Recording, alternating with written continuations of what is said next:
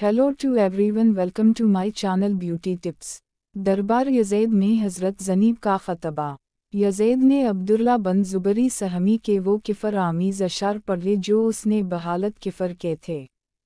साथ ही खुद भी उनमें कुछ इजाफ़ा किया और सरीहन कहा कि मैं फ़रज़ान मोहम्मद से अपने आबा का इंतकाम लेना चाहता हूँ जो यारान मोहम्मद के हाथों कत्ल हुए थे।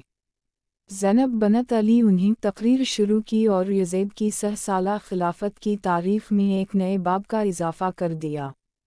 हज़रत ज़ैनब ने कहा कि सईदिक़ अल्लाह विरसौलहु या यज़द सौमिस क्याने अयाक़बे अलीज़ीन इसयाओ व अलसौवा इनकी ज़िस्बुवा बायत अल्लाह विक्यों व बकया यस्तेसिऊने।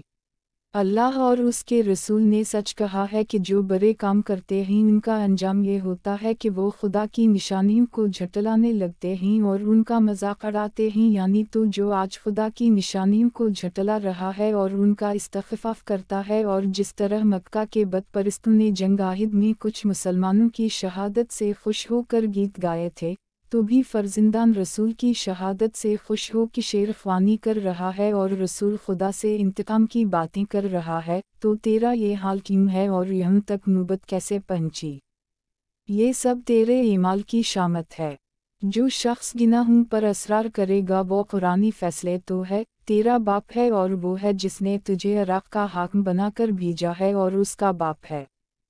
तुम लोग फ़र्ज़िंदान पैगंबर को कत्ल करते हवा और फिर हक़ व सदाक़त का नाम लेते।